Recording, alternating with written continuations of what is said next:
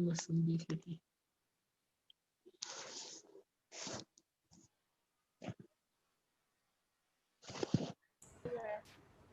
सभी को स्क्रीन दिख रही है? Yes ma'am. ठीक। यस।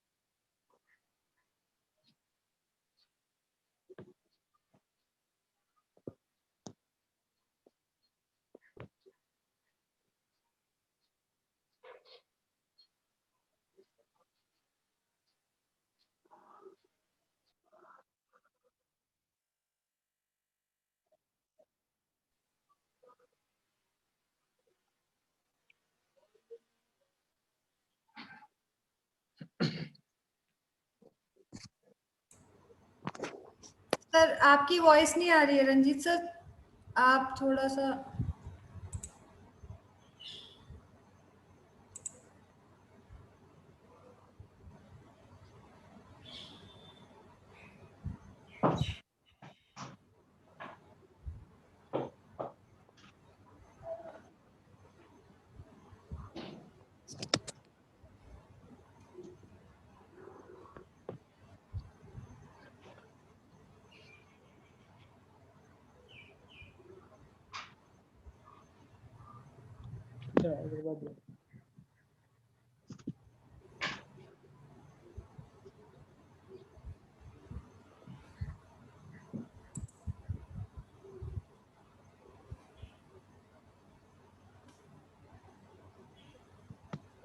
सर कौन से नंबर की स्लाइड लगानी है?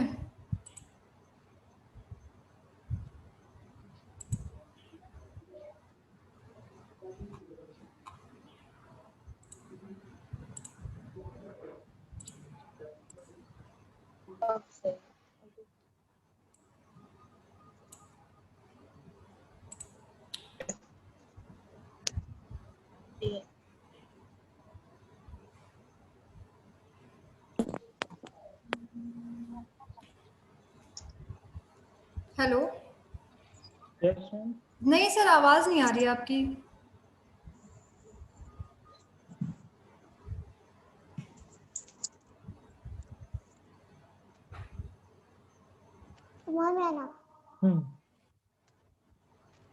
नहीं सर, आवाज नहीं आ रही है, वही मैं देख रही हूँ। आप तो म्यूट भी नहीं है। आप देखिए सर, चेक करिए। नहीं नहीं नहीं।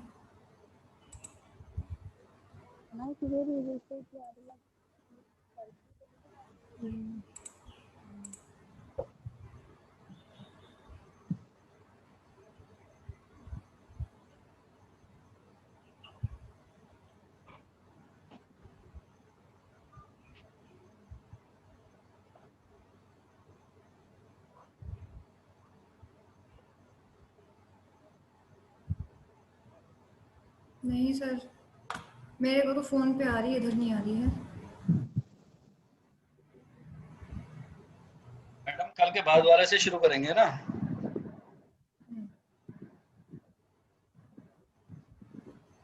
हेलो।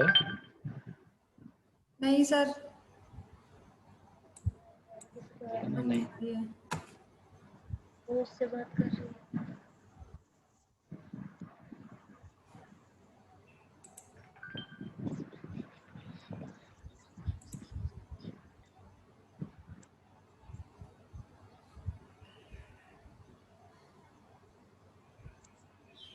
सर आवाज नहीं आ रही आपकी।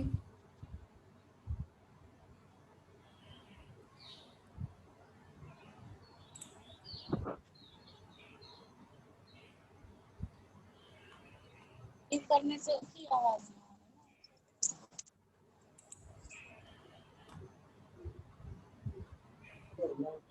हेलो। हाँ, फोन कर रहे हो दादा की ना? नहीं सर। हेलो। दादा के ऊपर फोन करे हो, दादा के फोन पर। हेलो सर, आवाज नहीं आ रही है। म्यूट अनम्यूट करिए। आपका ऑप्शन आ रहा है अनम्यूट करने का। हाँ करिए। हाँ हेलो। आ गई सर आवाज। ठीक है, हम्म। सभी पार्टिसिपेंट से अनुरोध है कि वो अपना जो स्पीकर है उसे म्यूट कर दें और ट्रेनिंग के उपरांत ही हम समय देंगे, उसमें कम से कम 10 से 15 मिनट का। उस समय जो है आप अपने प्रश्न पूछ लीजिएगा। तो बानी शुरू करिए। सर कौन से नंबर से करनी है? पहले से ही करनी है। अच्छा आज बटन मशरूम की खेती है। अच्छा अच्छा। हाँ, जहाँ पे समाप्त लिखा है वही समाप्त 35-36 स्लाइड हैं बस। ठीक है सर, ठीक है, हाँ, बताते जाइए। बरखा पीलीभीत से जुड़ी हुई है। हेलो, आवाज आ रही है? आवाज आ रही है सर। अच्छा, तो शुरू करो। आप करोगी या मैं करूं? मैं कर दूं? Hello hello. आप सर स्टार्ट करिए, मुझे बस बता दीजिएगा नेक्स्ट कब करनी है, मैं कर दूंगी। ठीक है, नेक्स्ट तो यहीं से भी हो जाएगी। चलो,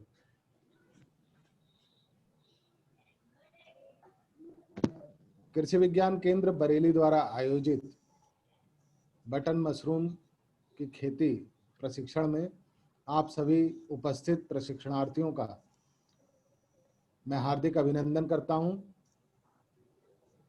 आज इस प्रशिक्षण का दूसरा दिन है। कल हमने बताया था कि मशरूम की उपयोगिता क्या है, उसका महत्व क्या है, मशरूम हमें क्यों उगाना चाहिए, इसकी हमने जानकारी दी थी। कुछ पार्टिसिपेंट आज नए जुड़े हुए हैं, उनको जो है पिछली जानकारी बाद में दे दी जाएगी। आज हमने कहा था कि हम सफ़ेद बटन मशरूम की खेती के बारे में बताएंगे। देखिए, सबसे महत्वपूर्ण मशरूम की फसलों में सफ़ेद बटन मशरूम है।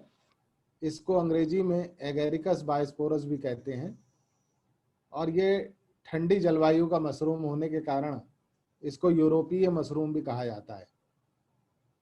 यूरोप के देशों में इसकी बहुत मांग है और जितना भी मशरूम का उत्पादन पूरे विश्व में हो रहा है उसमें 80 से 85% सफ़ेद बटन मशरूम का स्थान है। अभी हमारे उत्तर भारत में जो 15 सितंबर के बाद से 15 मार्च तक की जो खेती की जाती है, जिसमें हमें अलग से एसी या किसी दूसरी ऊर्जा की आवश्यकता नहीं पड़े, वो स्वतंत्र रूप से प्राकृतिक वातावरण में ही खेती कर सकें, उसमें सफ़ेद बटन मशरूम की खेती की जाती है। तो सफ़ेद बटन मशरूम की खेती कैसे करें, जो मैंने कल बातें बताई थी वो बातें भी इससे जुड़ी हुई हैं कि यानी हमें जगह का चुनाव इस बात को ध्यान में रखते हुए करना है कि कहीं भी वो डिस्टर्ब ना हो, हमारे मशरूम में बार बार कोई बाहरी जीव ना आए, कोई चिड़िया, कोई चूहा या कोई बिल्ली, कुत्ता या बाहरी व्यक्ति बार बार उस कमरे को ना खोलें, ऐसा स्थान का चुनाव करें। मशरूम उत्पादन से संबंधित सभी सामग्री को हम पहले ही जुटा लें। मशरूम में आवश्यक जितने भी प्रकार की उपकरण, औजार या कमरा कक्ष या रासायनिक सामग्री है उसको पहले ही हम तैयार करके रख लें और उसके बाद जो है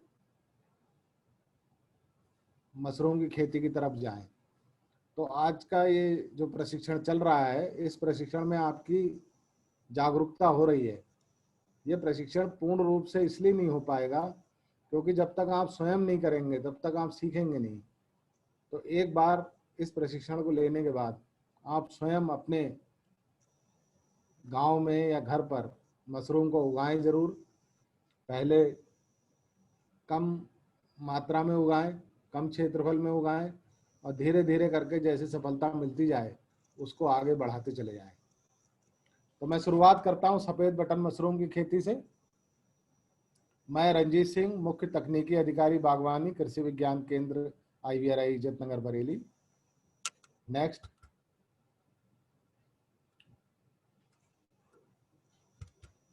नेक्स्ट।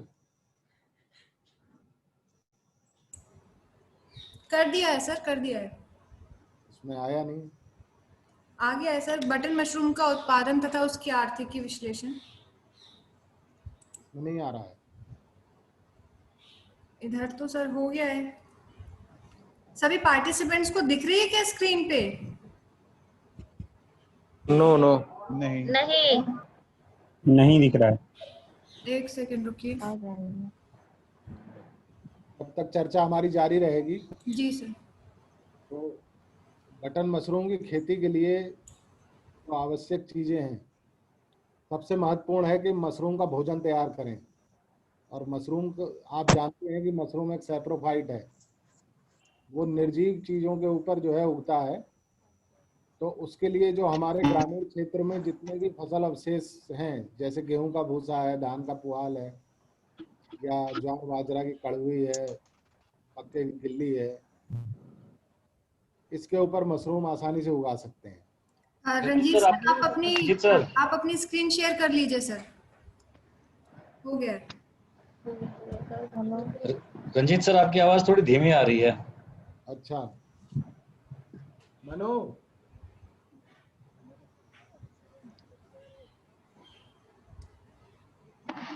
शेयर कराओ। रंजीत जी, आपकी स्क्रीन शेयर्ड नहीं है। शेयर इसलिए नहीं है, पहले बानी जी कर रही थी शेयर। अब आ गई सर स्क्रीन। हाँ, स्क्रीन आ गई, आप प्रेजेंटेशन खोलें। कहीं बस नहीं होता इसका।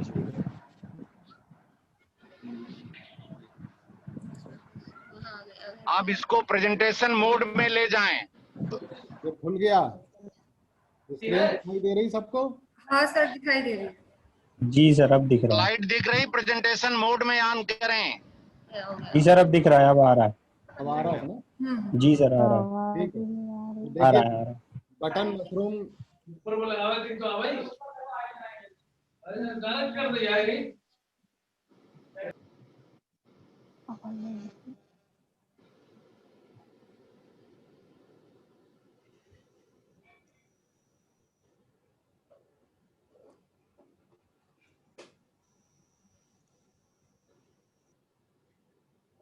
बटन मशरूम का उत्पादन एवं उसका आर्थिक विश्लेषण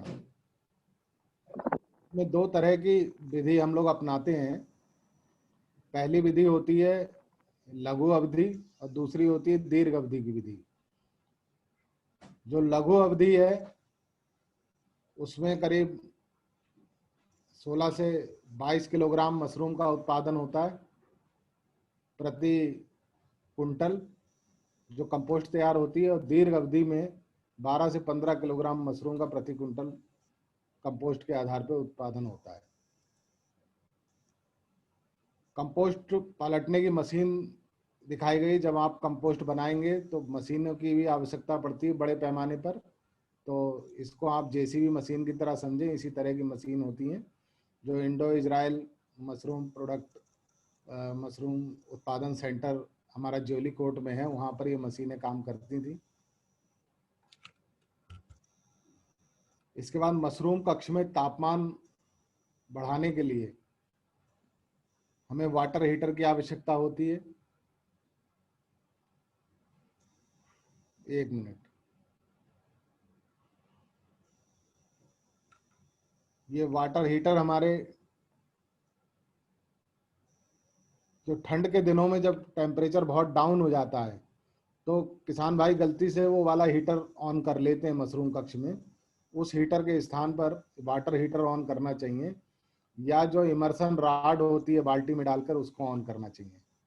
इसी प्रकार से कल हमारी चर्चा हुई थी कि हम स्प्रे मशीन का भी जो है प्रयोग हमें आवश्यक रहता है तापमान नियंत्रण के लिए, या फार्मलिन का स्प्रे करने के लिए। फार्मलिन का स्प्रे शुरुआत में किया जाएगा, बाद में नहीं किया जाएगा।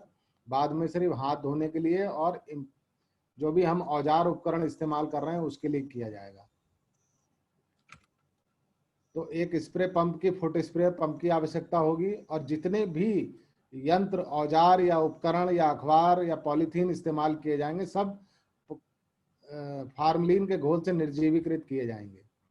इसी तरह से रूम थर्मामीटर की बात हुई थी। रूम थर्मामीटर देखिए लगाने का ये तरीका है जो कंपोस्ट की बेड है उसके किनारे पे लगाए जाएं, ताकि उसका रियल टेम्परेचर आए कि अंदर क्या तापमान चल रहा है। और डेली जो है उसकी सवेरे रीडिंग नोट करनी चाहिए आपको।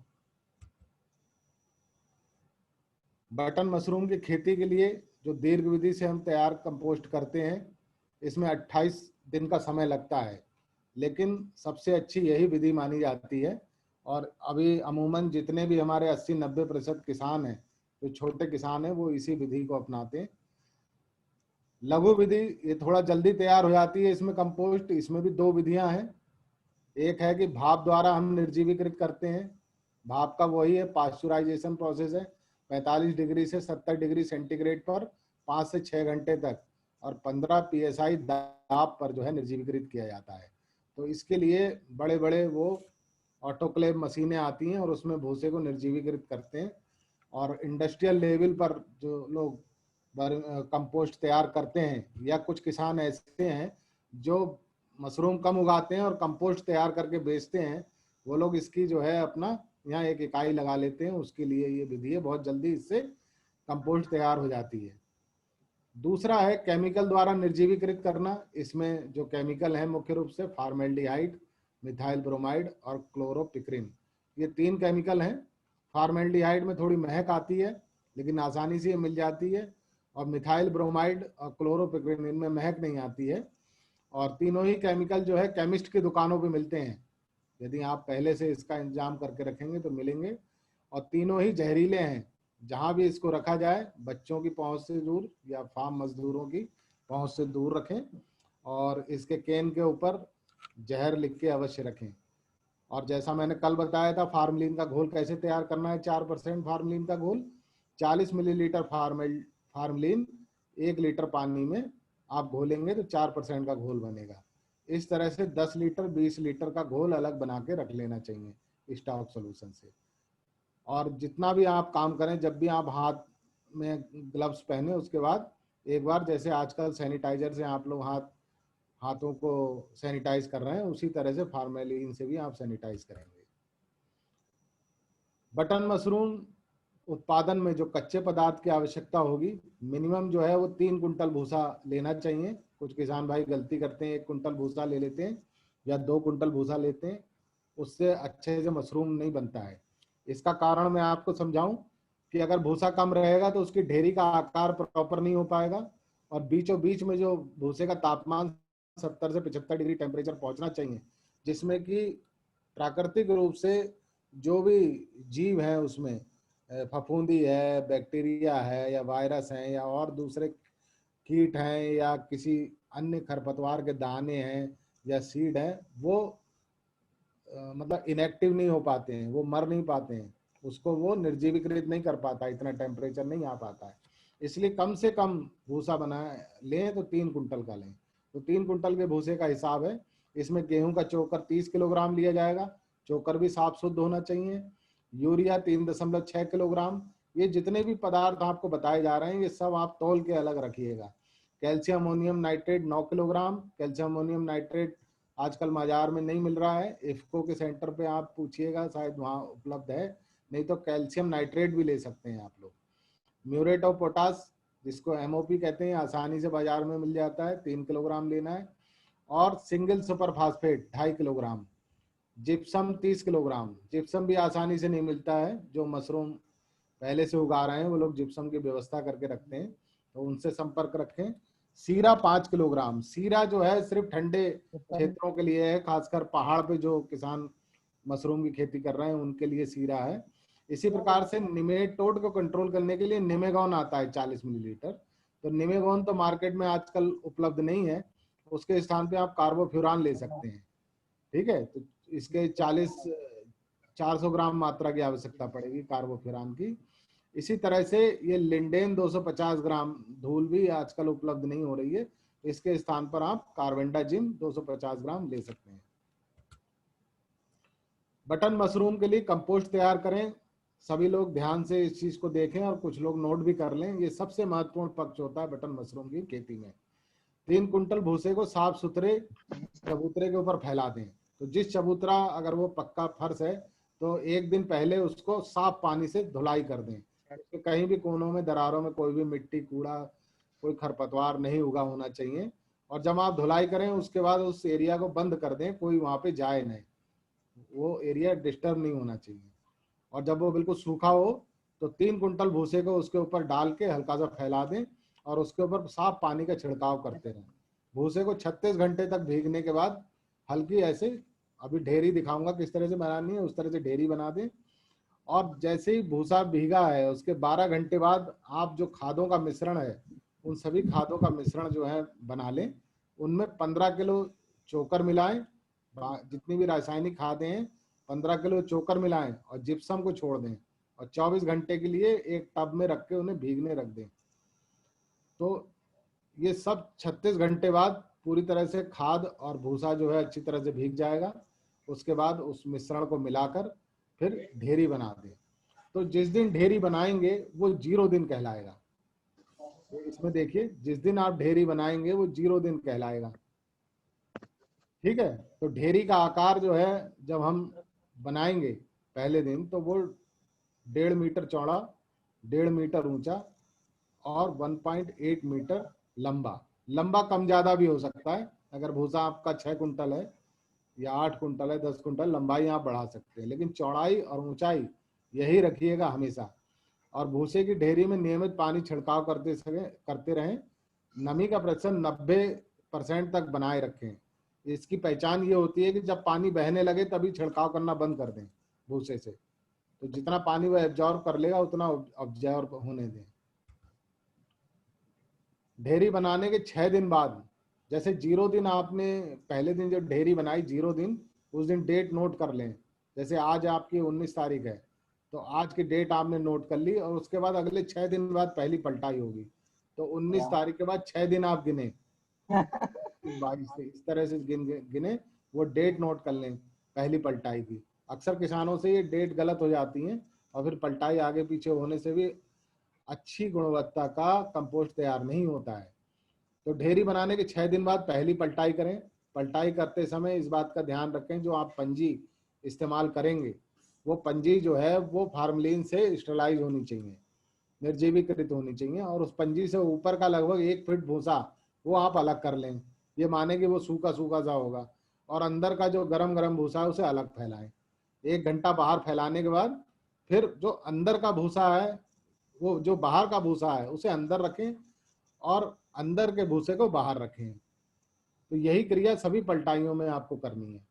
जब भी पलटाई करें ऊपर का 1 फीट भूसा बाहर को हटा लें और अंदर वाले भूसे को थोड़ा सा फैला दें। वो गरम गरम होगा, वो थोड़ा सा फैल जाएगा।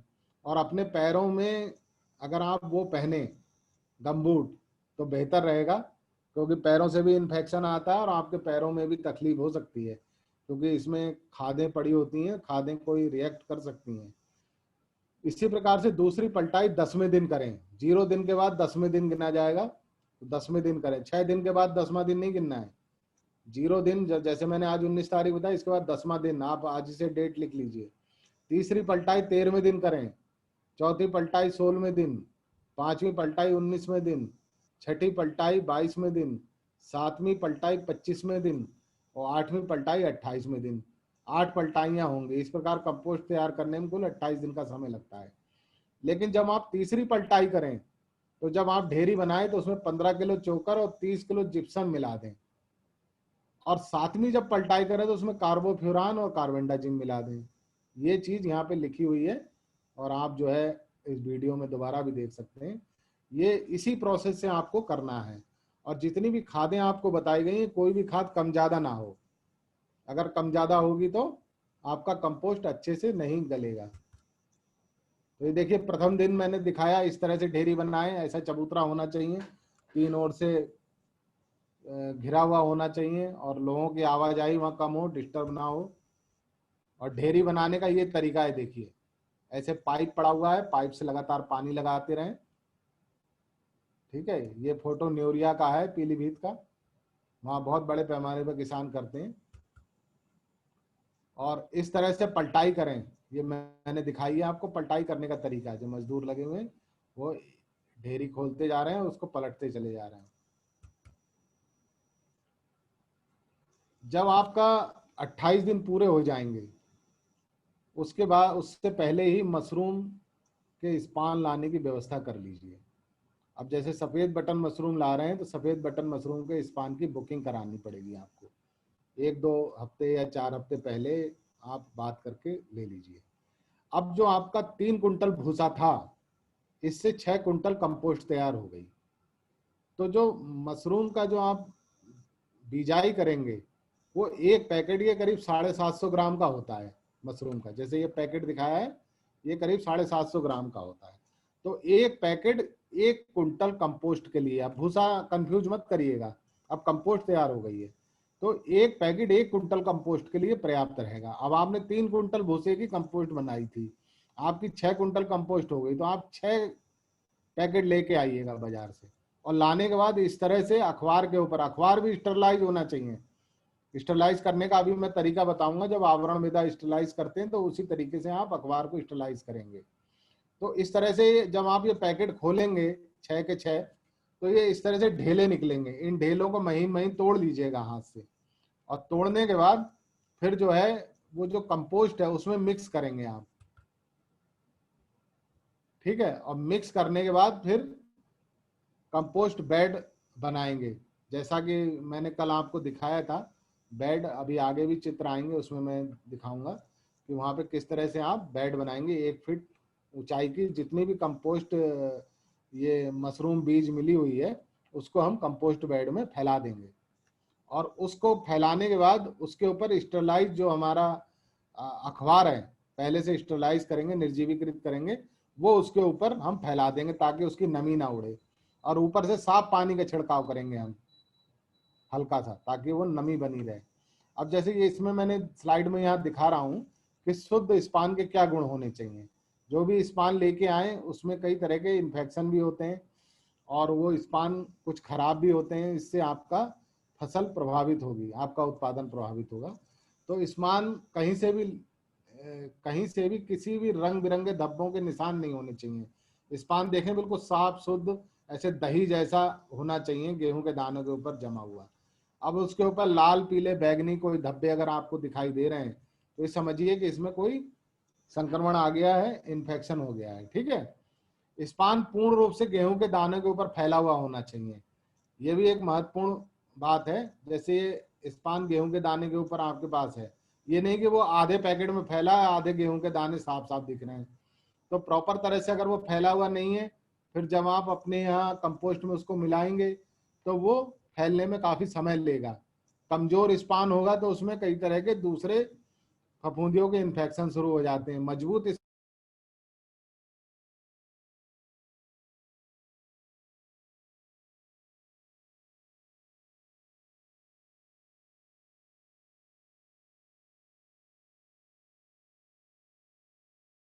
ये फफूंदी होती है और इसमें जो प्रजनन होता है वो अलैंगिक होता है, लैंगिक नहीं होता। लेकिन इनका अलैंगिक करने का अपना तरीका है। ये एक दूसरे का जो कवक जाल है उसके अंदर जो है अपने को हास्टोरिया को घुसेड़ देते हैं और सारे कवक जाल एक दूसरे से मिल जाते हैं, पूरा एक पिंड बन जाता है। और उसके बाद फिर जो है इसमें से बाद में जब फसल तैयार हो जाती है तब उसमें से मशरूम बाहर निकलते हैं। तो मशरूम का जो ये स्पान है ये बहुत पुराना प्रयोग नहीं करना चाहिए, उस पर डेट लिखी होती है। आप जिस भी मशरूम लैब से लेके आए वो लोग बना लेते हैं और कई दिनों तक फ्रिज में रखते हैं। तो अगर वो बहुत पुराना हो जाता है तो भी अच्छे से रन नहीं करता है। मशरूम का स्पान जो है ताजा होना चाहिए। स्पान में किसी तरह के द्रव के रिसने का निशान नहीं होने चाहिए, इस बात को आप समझ लीजिए। कई स्पान ऐसे होते हैं उसमें संक्रमण हो जाता है और लगता है जैसे अंदर कुछ पानी सा बह रहा है, कोई द्रव जैसा बह रहा है, जैसे रसगुल्ले में वो चाशनी भरी हुई है। तो इस तरह से अगर आपको कोई स्पान का पैकेट दिखाई दे वो पैकेट मत लाइए। और सबसे लास्ट बात है, स्पान जो है उपयुक्त मशरूम प्रजाति का होना चाहिए। ये बड़ी महत्वपूर्ण बात है कि अगर आप एगेरिकस बायोस्पोरस यानी सफेद बटन मशरूम की खेती कर रहे हैं तो यही स्पान यूज करें। लैबों में कई तरह के स्पान रखे रहते हैं, कभी कभी किसी कर्मचारी की गलती से या जैसा भी आप कहें वहां से आप गलती से ले आते हैं स्पान और लगा तो रहे हैं आप सफेद बटन मशरूम और उसमें निकल रहा है ढिंगरी, तो आप भी परेशान होंगे और आपका उत्पादन भी जो है वो प्रभावित होगा, आपका पूरा कार्यक्रम फेल हो जाएगा। तैयार कंपोस्ट, जैसे कंपोस्ट जब आपने बना ली 28 दिन, तो उसमें क्या गुण होने चाहिए। कंपोस्ट को यदि आप मुट्ठी में लेके सूंघेंगे तो उसमें केवल भूसे की महक आनी चाहिए, किसी तरह की बहुत ज़्यादा दुर्गंध या अमोनिया की कोई महक उसमें से नहीं निकलनी चाहिए। अगर उसमें से उसके बाद अगर कोई महक निकल रही है तो उसको थोड़ी देर के लिए और फैला दीजिए, 2 घंटा 4 घंटे के लिए, ताकि वो किसी तरह की दुर्गंध बाहर निकल जाए। और कंपोस्ट में जो पानी का प्रतिशत है वो 70 से 74% होना चाहिए। अब इसको चेक करने का क्या तरीका है कि आप मुट्ठी में कंपोस्ट लीजिए और हल्का सा दबाइए तो आपके उंगलियों के बीच में से पानी सिर्फ छलक जाए, गिरे नहीं टप टप करके। जैसे आप कपड़ा निचोड़ते हैं तो कपड़ा आप एक लेवल तक निचोड़ेंगे, अगर आप ज़्यादा निचोड़ देंगे तो वो फट जाएगा, कम निचोड़ेंगे तो उसमें पानी रह जाएगा। ठीक इसी प्रकार से कंपोस्ट में है कि कंपोस्ट में पानी का प्रतिशत 70 से 74 होना चाहिए, और अगर ज़्यादा पानी रहेगा तो वो वहाँ पर इन्फेक्शन पैदा करेगा, अच्छे से मशरूम रन नहीं करेगा।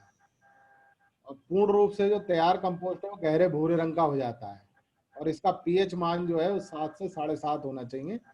तो हमारा मृदा में पीएच लेने का तरीका है, ऐसे ही एक बाजार में स्टिक मिलती है पीएच स्टिक, बाजार से खरीद लाइएगा और मशरूम के भूसे को लीजिएगा, पीएच स्टिक को उस पर रगड़िएगा थोड़ी देर के लिए, तो वो गीली हो जाएगी, और गीली होकर रंग बदलेगी, और फिर वो पीएच की रेंज बताएगी कि किस रेंज में पीएच है। तो 7 से 7.5 होना चाहिए, ना एसिडिक हो ना एल्कलाइन हो ज़्यादा, ठीक है। और कंपोस्ट को हाथ में लेने पे उंगलियों के बीच में पानी बाहर नहीं आना चाहिए, सिर्फ छलकना चाहिए। बाहर आ रहा है तो थोड़ी देर के लिए भूसे को और फैला दो, और अगर बिल्कुल पानी नहीं आ रहा है, सब सूखा रखा है, तो उसमें हल्का पानी का छिड़काव करो, पानी वही क्लोरीनेटेड होना चाहिए, साफ पानी। और कंपोस्ट का आप एक मुट्ठी में लेके गोला बनाएं और गोला को जमीन पे रखें, अगर गोला फूट गया है तो इसका मतलब कंपोस्ट आपकी बिल्कुल ठीक बनी है, और गोला बिल्कुल बना जा रहा है इसका मतलब फूट नहीं रहा है, तो कंपोस्ट ज़्यादा गल गई है आपकी, कोई आपका रसायन जो है उसमें ज़्यादा पड़ गया है या ज़्यादा पानी लग गया है, वो ज़्यादा गल गया है भूसा। कंपोस्ट में किसी खरपतवार के बीज या अन्य फसल के जमाव के निशान नहीं होने चाहिए।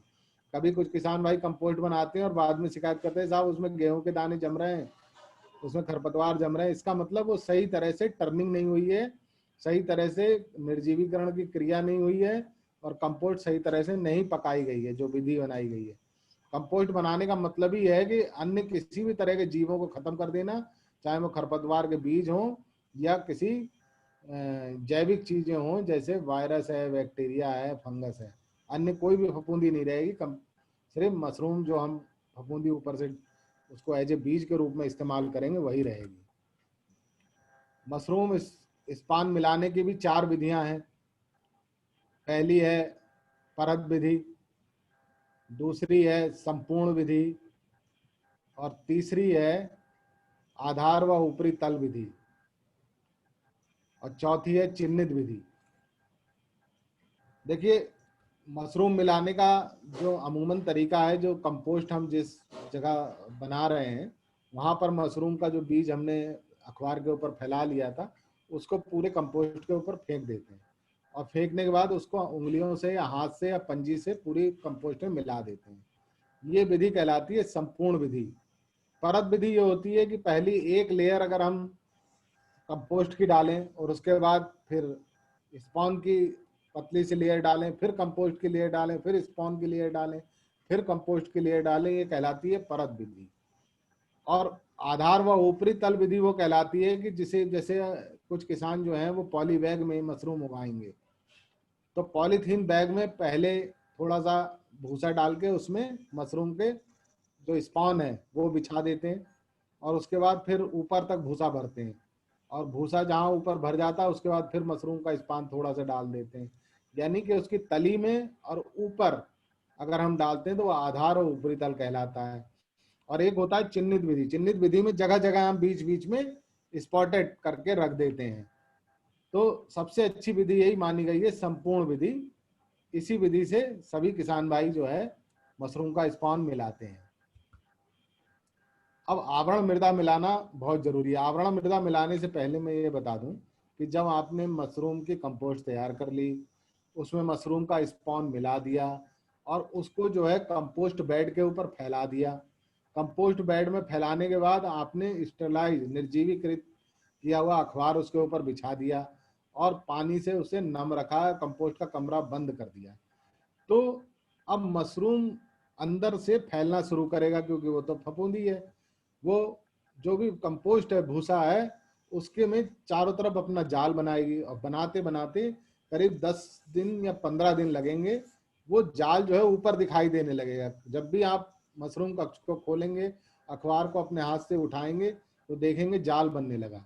जब अखबार के नीचे सभी बेडों में जाल पूरी तरह से बन जाए, उसके ऊपर जो है आवरण मृदा मिलाना बहुत जरूरी है।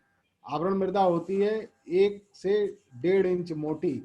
ये जो मिट्टी है इसको हम आवरण मृदा कहते हैं। ये मिलाना बहुत जरूरी है। अगर हम ये नहीं मिलाएंगे तो मशरूम में मशरूम नहीं निकलेगा।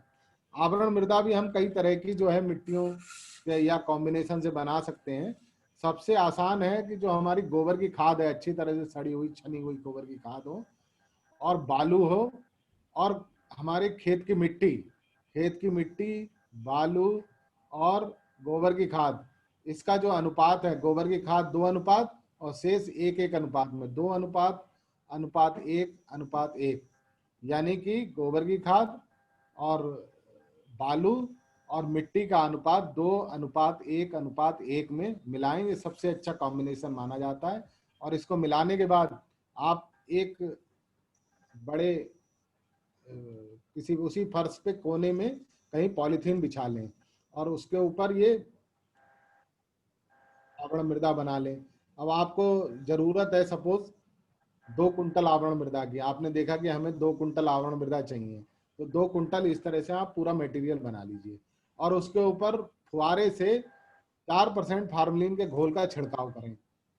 और छिड़काव करने के बाद आप उसको चारों ओर से पॉलीथीन से ढक दें और ढक के जो जितने भी किनारे हैं वो किनारों पर भी मिट्टी भर दें, ताकि जो है उसमें कहीं से भी हवा लीक ना करें।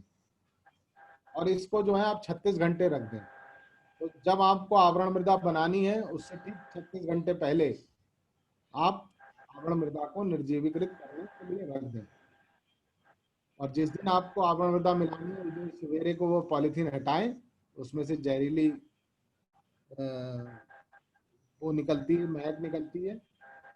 उसको जो है ना सूंघे, अपने लेबर को भी बता दें कि वो ना सूंघे और उसको थोड़ी देर के लिए खुला छोड़ दें। लगभग 15 मिनट खुला छोड़ेंगे, वो सब जहरीली जितनी भी उसमें से गैस है वो सब निकल जाएगी और उसको बिल्कुल साफ फावड़े से या खुरपी से, वो भी स्टरलाइज होना चाहिए, उसको आवरण मृदा को थोड़ा सा फैला लें।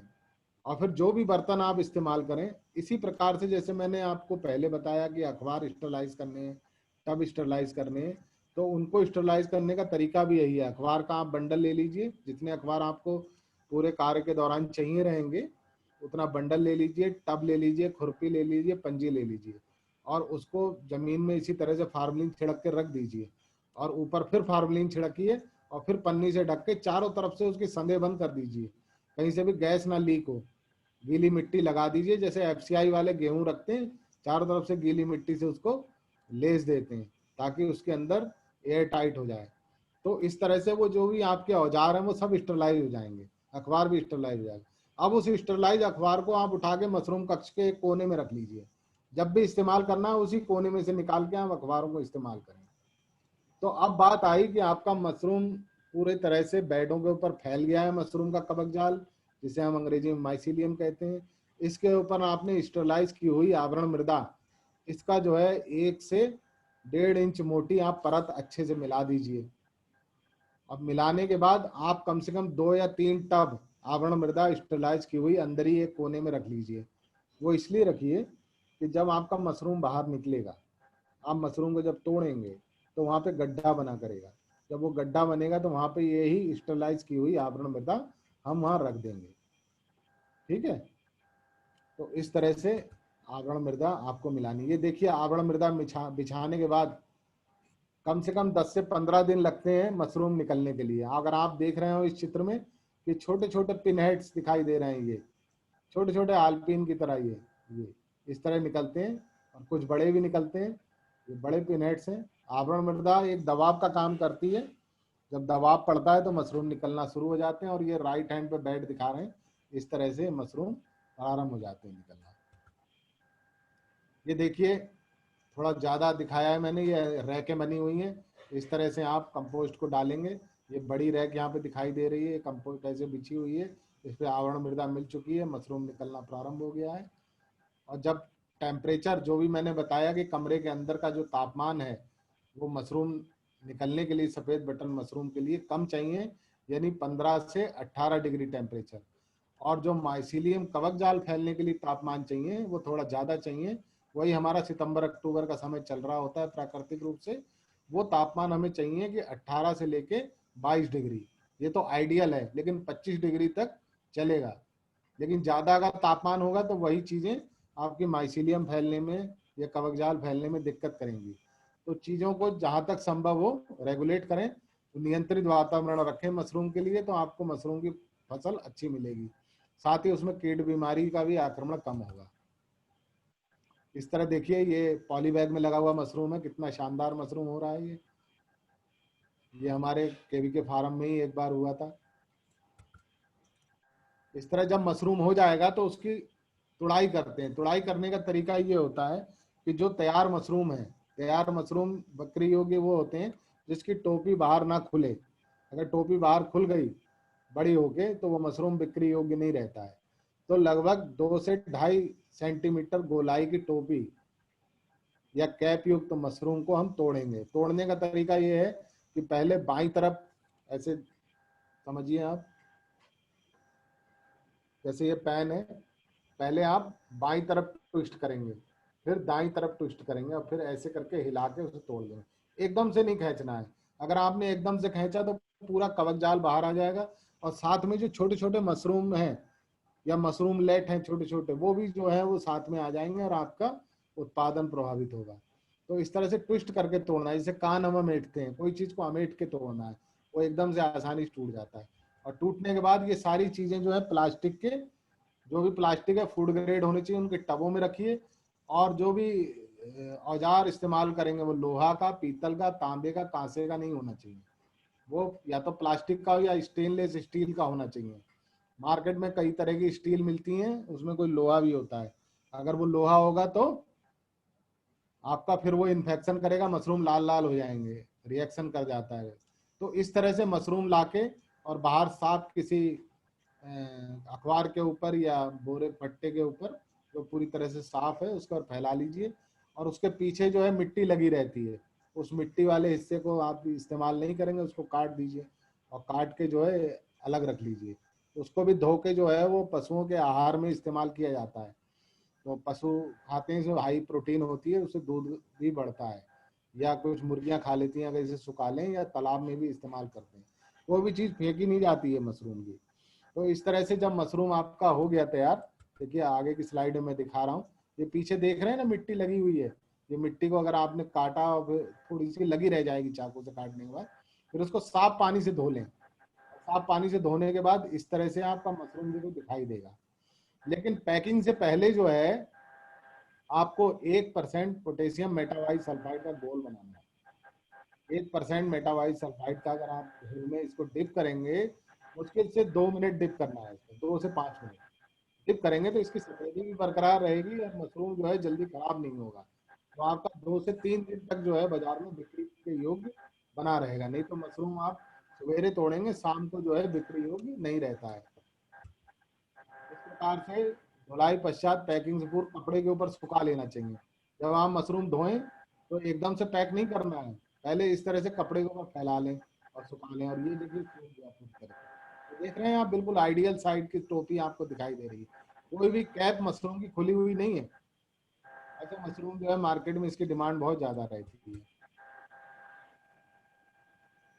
मशरूम के विभिन्न उत्पाद तैयार करना, जब हम मशरूम हमारा हो जाएगा, जब अधिक उत्पादन होता है तो बाजार में दाम कम मिल जाते हैं या बिक्री से बच जाता है शाम को, तो उसके अगर हम उत्पाद बना लें, जैसे अचार है या बरी है, बिस्कुट है, विभिन्न व्यंजन बना सकते हैं। सूखा मशरूम तैयार कर सकते हैं, सूखा के लिए हम मशरूम तैयार कर सकते हैं, मशरूम पाउडर बना सकते हैं। तो इससे फायदा ये है कि एक तो ऑफ सीजन में हम उसकी बिक्री करके अलग से आय भी प्राप्त कर सकते हैं और साथ में खराब होने से भी बचा सकते हैं। हम हमारे दाम मिलने की जो समस्या है उसे भी सॉल्व कर सकते हैं। तो देखिए इस तरह से ये क्रेटों में पैक होता है मशरूम। तो बिक्री के लिए जा रहा है, रेटों में पैक करना चाहिए, फटाफट बिक्री के लिए जाए। और इस तरह से आप पॉली बैग में, पॉलीथीन में बैग करें और इसमें छेद कर ले आए।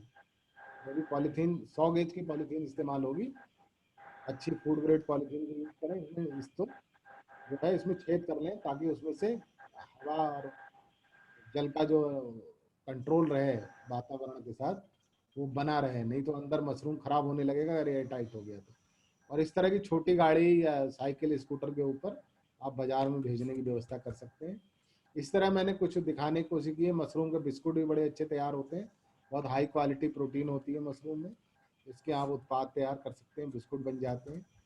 इसी तरह मशरूम की बरी बन जाती हैं जिसमें हींग, नमक और मसाला मिला के, और मशरूम का जो है पीस के इसकी बरी आप तोड़ सकते हैं, जैसे अन्य दाल की बरी तोड़ते हैं। बगल में कटलेट दिखाए हैं, मशरूम के कटलेट बहुत शानदार बनते हैं। इसी तरह से पैकेट बंद मशरूम देखिए, अच्छी क्वालिटी का मशरूम है, इसके ऊपर वजन भी लिखा हुआ है और भी इंग्रेडिएंट लिखे जा सकते हैं। ये भी एक मशरूम है, इतनी अच्छी पैकिंग इसमें दिखाई गई है। इस तरह से डिब्बा बंदी भी की जाती है मशरूम की। ये ब्राइन सॉल्यूशन है, 2% मतलब साल्ट का सॉल्यूशन होता है, और स्टरलाइज करते हैं, रिटार्ड के अंदर इसे पैक करते हैं ताकि किसी तरह का कोई बैक्टीरिया इसके अंदर ना रह जाए। और ये कैंड मशरूम, जब ऑफ सीजन में मशरूम नहीं मिलता है तो कैंड मशरूम मिलता है, मतलब डिब्बा बंद किया हुआ मशरूम मिलता है। आप भी जो है धीरे धीरे जब आपकी यूनिट काम करेगी, बड़े पैमाने पे मशरूम आप पैदा करेंगे तो उसकी डिब्बा बंदी भी कर सकते हैं और बाजार में बिक्री ऑफ सीजन में कर सकते हैं। आप देखते होंगे पिज्जा, बर्गर, यहाँ पे आप जाते होंगे तो डिब्बा बंद मशरूम ही ऑफ सीजन में आपको मिलता है, उसके ऊपर मशरूम लगा के देते हैं। इसी प्रकार से ये मशरूम की चाट है। मशरूम को विभिन्न रूपों में खाते हैं, कच्चा मशरूम भी कुछ लोग खाते हैं, चाट बना के भी खाते हैं, और बहुत तरह से खाया जाता है। तो आज रहा सफ़ेद बटन मशरूम की जानकारी, और धन्यवाद। आपका कोई प्रश्न हो तो सादर आमंत्रित हैं। सर ये जानना चाहेंगे कि स्पम जो रहता है ना, स्पम अगर कहीं से जहाँ से खरीद सके हम लोग, तो वो जगह जानना चाहिए, क्या केवीके से मिल जाएगा? और कंपोस्ट अगर लेनी हो कहीं से तो कहाँ से ले सकते हैं? सभी किसान भाइयों से मेरा अनुरोध है कि जो भी प्रश्न करें अपना नाम, पता, गांव का नाम अवश्य बताएं। तो जैसा आपका क्या नाम है? मेरा नाम अंकुर शर्मा है सर, आप से मिला हूँ मैं, आप मुझे जानते हैं। गांव बताइए, सभी लोग सुन रहे हैं।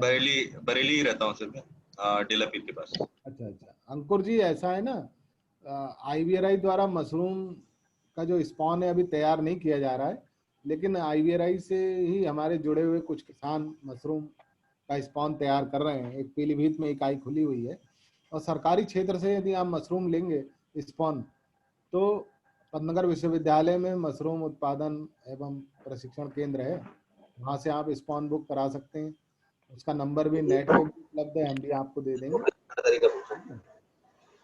और किसी किसान भाई का प्रश्न हो, नाम पता जरूर बताएं। सर एक चीज और पूछी थी मैंने कि कंपोस्ट कहाँ से अगर लेना चाहें तो मिल सकती है? कंपोस्ट कुछ किसान कंपोस्ट बनाते हैं, आप संपर्क में रहें। जैसे आपका ये ग्रुप है, इस ग्रुप में भी कुछ लोग कंपोस्ट बनाएंगे, कुछ कहीं अगर होगा तो हम बनाएंगे। न्यूरिया के पास बहुत बड़े पैमाने पर, कभी आप लोग एक ग्रुप बनाएं और ट्रिप करें। जो पीलीभीत के बाद न्यूरिया है, उसमें पूरे कस्बे में अंदर मशरूम बहुत बड़े करते हैं, वो लोग कंपोस्ट भी बेचते हैं। सर मेरा एक सवाल है आपसे। जी इमरान जी बताएं। सर मेरा नाम इमरान अली है और मैं तहसील मीरगंज के एक गांव सिंधोली से बिलोंग करता हूं। जी जी जी सर मैं सवाल ये करना चाहता हूं सर, जो सोनीपत में मशरूम उगाई जाती है जिसका जो रेट हाई रहता है, तो सर वो हम क्या यहाँ उगा सकते हैं मशरूम? सोनीपत में कौन सी मशरूम उगाते हैं? सफेद बटन? सर हाँ सर, जो उसका रेट जो 2 लाख रुपए किलो जो जाता है सर, तो वो उस मशरूम की बात कर रहा हूँ सर मैं। हाँ, आपने कल का मेरा लेक्चर नहीं सुना। ऐसा है कि जो मुख्य मशरूम है वो सफेद बटन मशरूम है और ढिंगरी मशरूम। आपके तो अभी उगाने योग्य यही 2 चीजें हैं। इसके बाद जैसी जैसी आप मशरूम उत्पादन में आप पारंगत होते जाएंगे, जानकारी होती जाएगी, और जी। आपको मार्केट मिलता जाएगा, तो आप अन्य मशरूम भी आप उगा सकते हैं। लेकिन मेरा यही आप जी। लोगों को सुझाव है कि सीधे तौर पे आप उन मशरूमों की तरफ भी मत जाएं जो बहुत जी। ज्यादा दाम देने वाले हैं। ऐसा है, उसमें उतने ही बड़े रिस्क भी हैं। उनका जी। जल्दी से आपको स्पॉन नहीं मिलेगा, मार्केट नहीं मिलेगी, मार्केट कोई ऑर्गेनाइज नहीं है कि जी। वो चीज हो सकता है कि 1 लाख रुपए किलो की है और आपको कोई 10,000 रुपए किलो दे, जी। आपको कोई खरीदार है नहीं तो आपको बेचने पड़ जाएगा। तो इस तरह की बहुत सी बातें हैं, उन पे आपको ध्यान देना पड़ेगा। पहले बिल्कुल। मशरूम उगाना सीखिए आप धीरे धीरे, बिल्कुल ठीक। और फिर ठीक है आप सर, बहुत बहुत बहुत शुक्रिया सर, बहुत अच्छी जानकारी दी आपने। आप पहले ये तो उगाइए, तो धीरे जी धीरे बिल्कुल। करके अपने आप ही आप आगे बढ़ेंगे। जरूर जरूर, ठीक है सर, हाँ, जरूर। मशरूम तो ऐसा ऐसा है 10 लाख रुपए किलो तक के हैं, जी लेकिन वो मेडिसिनल यूजेज हैं, अब उनको आपको मार्केट ढूंढनी पड़ेगी। बिल्कुल। हाँ, और किसी किसान भाई का प्रश्न हो? Sir I have a question. Sir मैं प्रतीक दिल्ली से बात कर रहा हूँ। मेरा हेलो, क्वेश्चन ये है आवाज कि आ रही यूजुअली इतनी मैंने यूट्यूब पे वीडियोस देखी थी, तो सर उस वीडियोस में वो लोग चिकन मैन्योर का बहुत यूज कर रहे थे। मैं हाँ, उसका फंक्शन नहीं समझ पाया, क्योंकि अभी आपने जो इंग्रेडिएंट्स में दिखाया उसमें लिखा हुआ नहीं था कि चिकन मैन्योर भी ऐड किया जा सकता है, बट एक्चुअली नहीं उसका नहीं, यूज क्या देखिए है बहुत उसमें? तरह के सबस्ट्रेट हैं, कोई एक सबस्ट्रेट नहीं है, अलग अलग क्षेत्र में अलग अलग चीजें जी। मिलती हैं। जैसे आप दक्षिण भारत में जाएंगे तो वहाँ गेहूं का ओके। भूसा जल्दी उपलब्ध नहीं होता है, तो वहाँ के किसान जो हैं वो ताड़ ओके सर। के या जो नारियल की जटा है उस पर भी मशरूम उगाते हैं। ऐसे ही चिकन मैन्योर की भी बात हो रही है, लेकिन उसमें इन्फेक्शन बहुत आता है। चिकन मैन्योर भी अच्छी तरह से आपको स्टरलाइज करना पड़ेगा। मैंने अभी जैसे हमारे इमरान जी ने जो प्रश्न पूछा उसी बात में मैं बता रहा हूँ। आप पहले मशरूम भूसे पे उगाना सीख लीजिए थोड़ा सा, और अपने खाइए। सबसे सभी से मेरा अनुरोध है कि अपने घरेलू स्तर पे मशरूम उगाएं, और आप पहले अपने घर में खाएं, एक बार उसे करके देखें, और आस पड़ोसियों को खिलाएं, यार दोस्तों को खिलाएं, और जहां भी बेच सकें अगर एक्स्ट्रा है वहां बेचना की आदत डालें। ठीक है, इसके बाद आप चीजों में फिर परिवर्तन करते रहें। जैसे कि चिकन मैन्योर जो कुछ किसान हमारे यहाँ बरेली में भी इस्तेमाल करते हैं, वो किसान है जो बहुत पहले से मास्टर हो चुके हैं मशरूम उत्पादन में। तो मशरूम में अनेक तरह की जो समस्याएं आती हैं, फंगस लगती है, बैक्टीरिया जनित रोग आते हैं, उसको वो नियंत्रण करना जान गए। वो जान गए टेम्परेचर कैसे मेंटेन कर लेंगे हम, और वो बहुत ही ऑर्डिनरी तरीके से भी बहुत बढ़िया काम कर ले रहे हैं। तो वो कब करेंगे? जब काम को सीख के वो होशियार हो जाएंगे। जैसे कि हाथ छोड़ के भी कुछ लोग साइकिल चला लेते हैं, तो वो कब चलाते हैं? जब खूब साइकिल चलाने में होशियार हो जाते हैं, उसके बाद हाथ छोड़ के भी चलाते हैं। तो उसी तरह से यहाँ पे भी है, ये भी एक ऐसा उद्यम है जिसमें प्रशिक्षण की और अनुभव की बहुत आवश्यकता है। अगर आप जितना अनुभव लेते जाएंगे, प्रशिक्षण लेते जाएंगे, कुछ हमारे शहर के लोग हैं वो जो हमारे बाथरूम होते हैं घरों में, अगर वो अनुपयुक्त तो पड़े हुए हैं तो उसके अंदर मशरूम उगा लेते हैं, और सबसे बढ़िया छोटा सा कमरा वही है, वहाँ मशरूम उगाइए और अब खाइए। तो जितना भी ये जापान, चीन, ताइवान या वियतनाम जो देश हैं, यहाँ पे हर घर में मशरूम हो रहा है, बैकयार्ड मशरूम हो रहा है। तो आने वाले दिनों में आप लोग भी करेंगे। सर मेरा नाम अंकुर है। अभी एक क्वेश्चन सर और पूछ रहा है। जैसे आपने बताया कि हम छोटे पैमाने पे भी कर सकते हैं, मतलब घर में भी उगा सकते हैं। हाँ तो कम से, जैसे आपने 3 किलो का अनुपात में बताया, 3 कुंटल के अनुपात में बताया, हाँ, तो कम से कम कितने मतलब से, अगर जैसे मान लीजिए मैं अपने घर में ही टेस्ट करके देखना चाहता हूँ, तो आप कम से कम करना कितने? चाहते हैं, लेकिन वो भूसा तो 3 लोग मिल जाइए आप, या कोई अच्छा। किसान बना रहा है उससे आप थोड़ा सा ले लीजिएगा कंपोस्ट, और उसको जो है पॉली बैग जो कंपोस्ट भरी जाएगी वो जी। 55 × 60 सेंटीमीटर आकार का जो पॉलीथीन बैग होते हैं, उसमें आप उस कंपोस्ट को भर लीजिएगा स्पॉन मिला के, और अपने उस साथी से ले लीजिए 10 या 15 बैग ले लीजिए, या 20 बैग, 30 बैग, 50 बैग, जितने भी ले लीजिए। लेकिन कंपोस्ट बनेगी 3 ही कुंटल भूसे की, वो आइडियल कंपोस्ट होती है। तो आप अच्छा 3 लोग मिलकर बना लो या एक ही बना ले, ठीक है। धन्यवाद धन्यवाद। हाँ, तरीका वही है, उसमें चेंज मत करिएगा। आप सोचेंगे मैं थोड़े से में ही बना लूं, नहीं बनेगा। जी, मेरा नाम मुकेश कुमार शर्मा फतेहगंज पश्चिमी से बोल रहा हूँ। जी जी, अगर हम जैसे 1 यूनिट शुरू करना चाहें इसके लिए, तो क्या हमारा ये जो हम 3 कुंटल भूसा वाली जो कंपोस्ट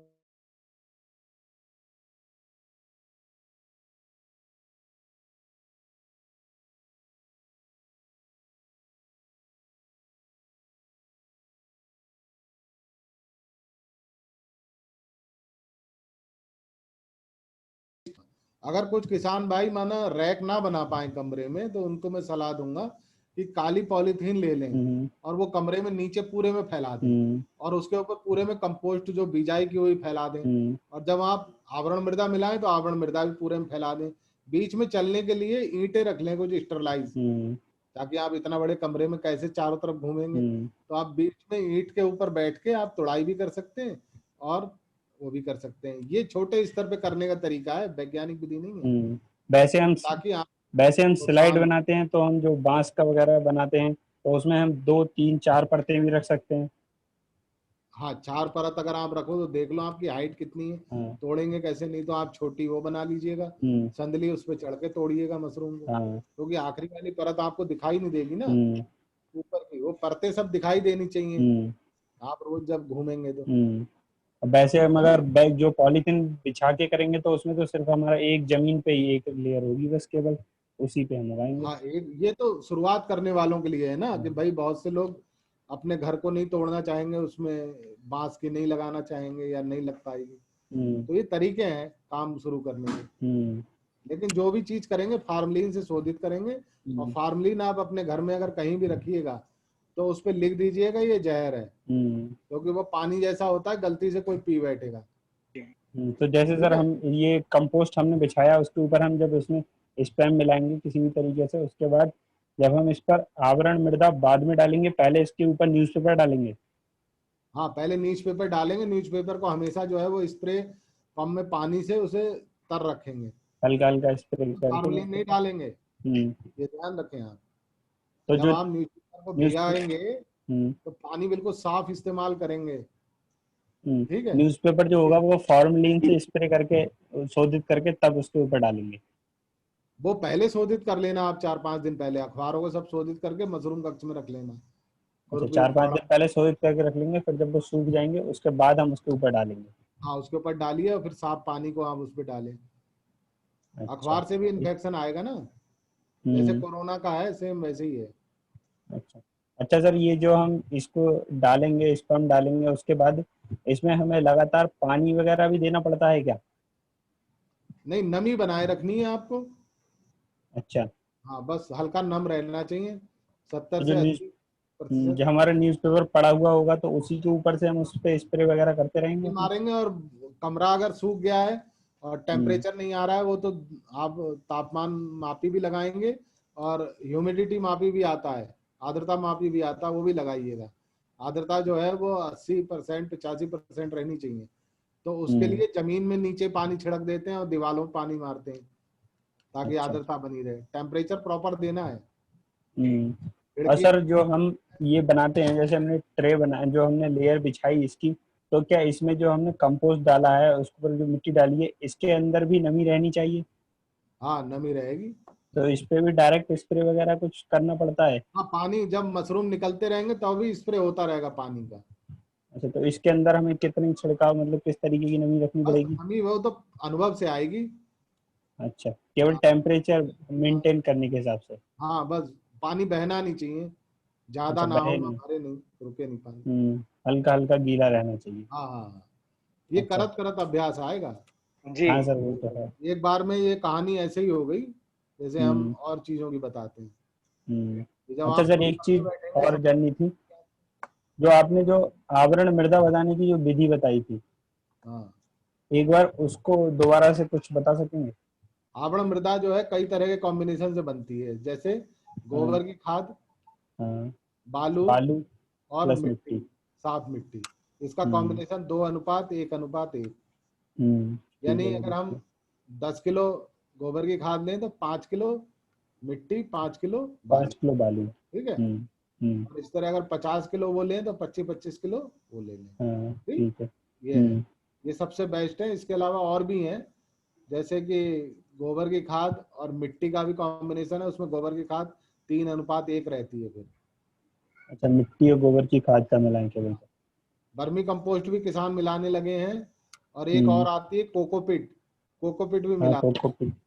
तो वो जैसे जैसे आप काम सीखते जाएंगे, जैसे जैसे बिक्री आपकी बढ़ती जाएगी, बिजनेस बढ़ता जाएगा, आप नई नई चीजों को अपनाते जाएंगे। आपको बिल्कुल अभी ऐसा काम बताया गया, सस्ता काम बताया गया, चीप एंड बेस्ट, ताकि आप अपनी कम्युनिटी स्थापित कर लें। जी। इस काम में इसको फिर आप बहुत आगे मत बढ़ा देना काम को, ठीक। हम्म, धीरे धीरे करके आगे बढ़ना, बहुत लागत लगा देंगे और आप अभी सीख ही रहे हैं तो काम जो है जी। कभी कभी डाउन भी हो जाता है। जी ठीक है, जी जी धन्यवाद। जी कल जी। फिर चर्चा। और सर एक चीज और थी, ये जो फॉर्मली जब हमने आवरण मृदा का ये तैयार कर लिया, इस तरीके रेशियो में मिला के हमने टोटल कर लिया, फिर इसको भी शोधित करके तभी हम उसके ऊपर डालेंगे ना। इसको आवरण मृदा तो हमने करी है स्टरलाइज विशेष रूप से, और जो हमारा वो है कंपोस्ट लेती हो कि नहीं? वो नेचुरल स्टरलाइज हो रहा है, अच्छा, इसके अंदर 70 डिग्री टेम्परेचर जा रहा है। इसमें आपने बताया था कि 4% फॉर्मेलिन का जो आवरण मृदा है उसके ऊपर छिड़काव करके उसको कई दिन पहले से तैयार करके रखना पड़ेगा। घंटे के लिए रखना है। जो काम करता होगा ना ऊपर वाला। अच्छा अच्छा जी ठीक है। अच्छा, ग्रीन मोड हो गया। और किसी का प्रश्न? सर मेरे एक क्वेश्चन था। नमस्कार, सर आपने सर कल बताया था कि जो कार्बन कॉन्सेंट्रेशन होता है रूम में, सर वो कैसे हमें मेंटेन करना होगा? किस चीज का? Sir carbon dioxide exactly sir जरूरत होती है सर उसमें रूम में? बंद रखिए और खिड़की छोटी रखिए, खिड़की खोल देंगे तो हवा अंदर आएगी, ऑक्सीजन आ जाएगी।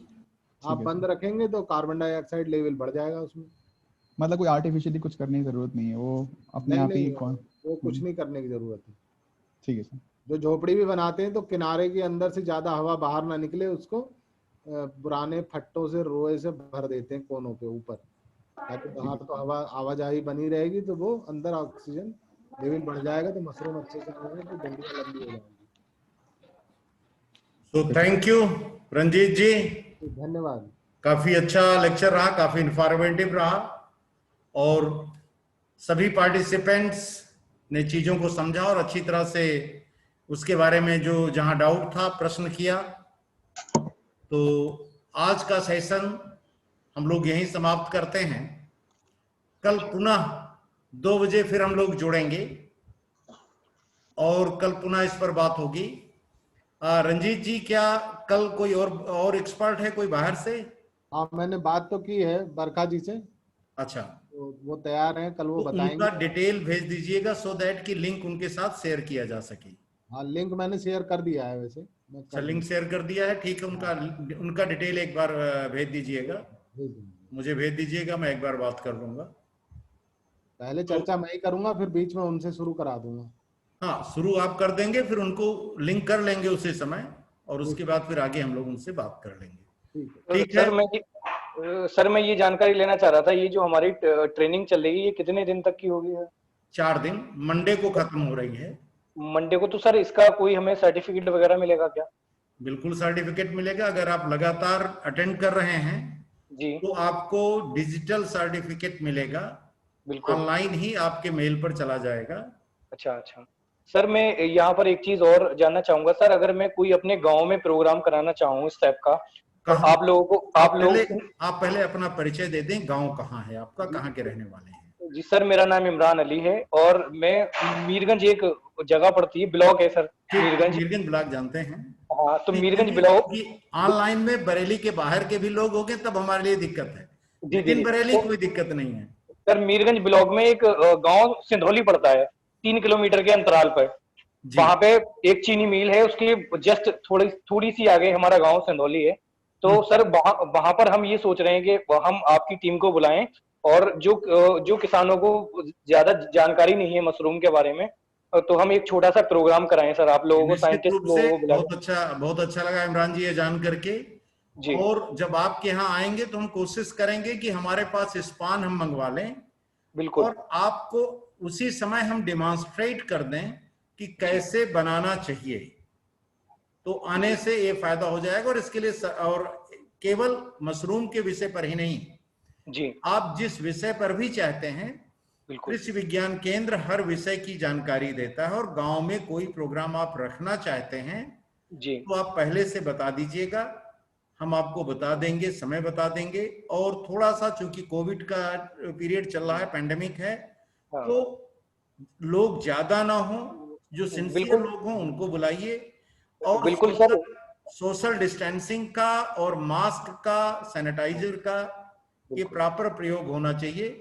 जरूरत पड़ेगी मास्क और सैनिटाइजर हम लेकर के आ जाएंगे, वो कोई इश्यू नहीं है। तो बाकी सर सोशल डिस्टेंसिंग का हम पूरा पालन करेंगे वहां पे। सोशल और डिस्टेंसिंग का आप फॉलो कर लेंगे, मास्क हम लेकर के आ जाएंगे, मास्क हम दे देंगे, कोई दिक्कत नहीं है। ठीक है हम सर, भी ठीक है, चाहते ओके। हैं कि अच्छे लोग आगे आए, तकनीकी रूप से समृद्ध हों और बेहतर काम करें। ठीक है, सभी से मेरा अनुरोध है, सभी लोग जो सुन रहे हैं, बरेली के लोगों से खासतौर से, अगर आप कहीं प्रोग्राम रखना चाहते हैं, किसी विषय पर, अन्य विषय पर जानकारी चाहते हैं, तो आपका स्वागत है। आप दूसरों को बताइए, दूसरों को जोड़िए और आप स्वयं जुड़े रहिए। धन्यवाद। ठीक है सर, बहुत शुक्रिया। नमस्कार।